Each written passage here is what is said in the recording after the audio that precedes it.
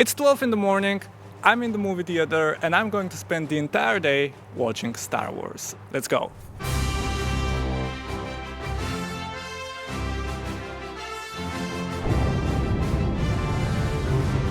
So here's the deal. Believe it or not, this was actually going to be my first time watching Star Wars other than maybe once when I was like 4. So walking into it, I had two main objectives. One, to successfully complete the movie marathon of 8 hours in the theater. And two, to see how the movies are holding up and share my honest opinion as a newcomer to the franchise. Starting with episode 4, A New Hope. Right off the bat, it was really cool to see it on the big screen because you could actually see all the little imperfections. I know that George Lucas famously kept going back to the original trilogy and changing things here and there, but you could still get a feeling of that old school practical magic. You know, the little jitters of the text, the stop motion artifacts, the miniatures, the slightly janky looking special effects that all combined gave it a lot of charm. All things considered, it's borderline insane how much they managed to pull off on a relatively low budget. I don't think I ever fully appreciated or even realized the sheer amount of species there are, each with their own unique language, quirks, looks, and on top of that, to establish a bunch of alien technology and mythology without it becoming too overwhelming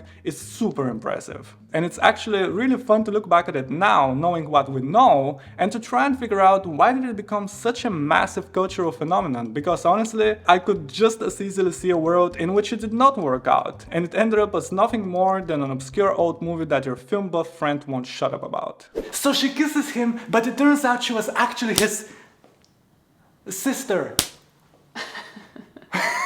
I was of course taking notes as I was watching, so here's some of them in no particular order. This moment was surprisingly graphic. This confused droid is my favorite character. This is one of the first ever CGI. This scene felt like a horror movie and I loved it. And sometimes there was a weird cut when people would turn their lightsabers on, which I assume is due to some limitations with the graphics, but again, that just adds to the charm of it. Overall, it aged really well, the pacing is great, the characters are memorable, and I liked it almost as much as George Lucas likes those wipe transitions. And just like that, it was time for the first quick break, but as I was going out, I couldn't help but notice someone that I really wanted to talk to. You have the best costume I've seen in any movie experience I've ever been to, and did you mention that you've made it yourself? Yeah, I 3D printed it all in resin, and I sewn the leather together, printed it all, and painted it with airbrush. How long did it take you to make the costume and the guns? About a year, I think.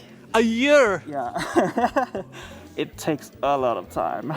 And it gets even better because as we continue the conversation, I got to learn about this organization here in Denmark called Troopers for Charity, which among other things has volunteers just like that dress up as Star Wars characters and visit children in hospitals around the country, as well as raising money for them, which is just... I'm not crying, it's raining. I would love to join them. Maybe I can dress up as that confused droid. But seriously, I think undeniably Star Wars has one of the biggest and most dedicated fan bases there is, so getting to see a little bit of that in person really added to the experience. And just with a few minutes left, I was off to the races to get some snacks. This is the largest soda cup I've seen in my life. This is an actual bottle. Next up was episode 5, The Empire Strikes Back, and from the get-go, you could already tell it was way more polished. The shots looked cleaner, it felt more sophisticated, the production quality was better, but at the same time, that initial charm was still there, and of course, so were the wipe transitions. There must have been quite a bit of pressure to follow up on the massive success of the first one, especially considering that sequels in general can be a bit of a hit or miss. So it was really nice to see how well they play back to back without the drop in quality, and it probably helped that George Lucas already had the trilogy in mind, although it was not guaranteed. Once again, I never fully appreciated how imaginative it is. I really like that each planet feels unique, and my favorite location by far was the Sky City, which looked gorgeous on the big screen. And this time around, a few moments unintentionally made me laugh, like the Force working over a video call for some reason. Like, can I just hang up and be fine? And then the chopping of the hand, which could have been done in so many fancy ways with so many special effects, but it was literally as simple as this. But hey, if it works, it works. Also, am I the only one who thought that the quote was "Luke, I'm your father," and it turns out it's "No, I'm your father"? It feels like a Mandela effect thing. There were some things I wish were explained and explored a little bit more, but it goes back to the point of this movie being super straight to the point, easy to follow, and not wasting your time. Overall, I enjoyed it just as much as the first one, and towards the end of the movie there was this one shot in particular that really paid off to see on the big screen, because as they jumped into light speed, I genuinely got dizzy. Or maybe my blood sugar was getting low, so luckily it was time for another break. At this point, it's been about 5 hours in the theater and I wasn't sure if I'd be tired of it by then, but honestly, the movies flew by super fast. And it also probably helped that the seats could do this.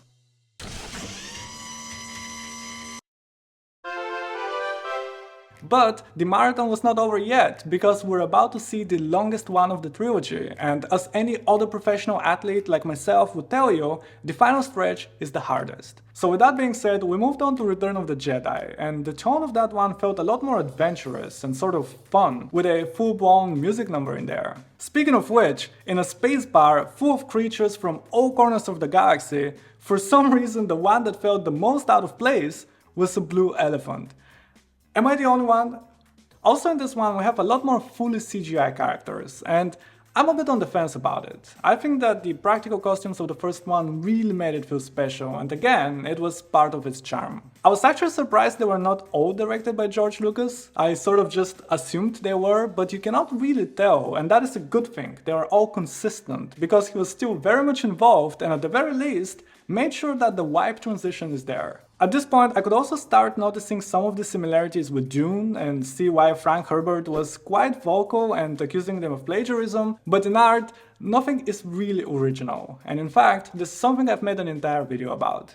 Once again, let's look at my random notes in no particular order. C-3PO says this in whatever alien language, Mishka. which means mouse in Bulgarian, and fun fact, I'm terrified of those. You know. A mouse! Speaking of C-3PO, he has a fantastic comedic timing, and I love that his expression doesn't change, but you can paint that in your head, which makes it so much funnier. Oh, and the "it's a trap" meme is barely in the movie. I thought it was going to be a much more significant moment, but it's not, so it's funny to see how sometimes the things that really catch on are not necessarily the ones that you'd expect. Overall, the movie sticks the landing. There is no point in me telling you why one of the most successful trilogies of all time is great, but in retrospect, it's really interesting to think about the fact that up until this point, I haven't actually seen it, but I felt like I have. I knew all the characters, all about the plot, all the famous moments, without having seen it, and that is the sign of a true powerhouse of a franchise. And you may be thinking, well, of course, it's famous, it made a lot of money. Well, in that case, name 5 characters from Avatar. Go on, I'll wait.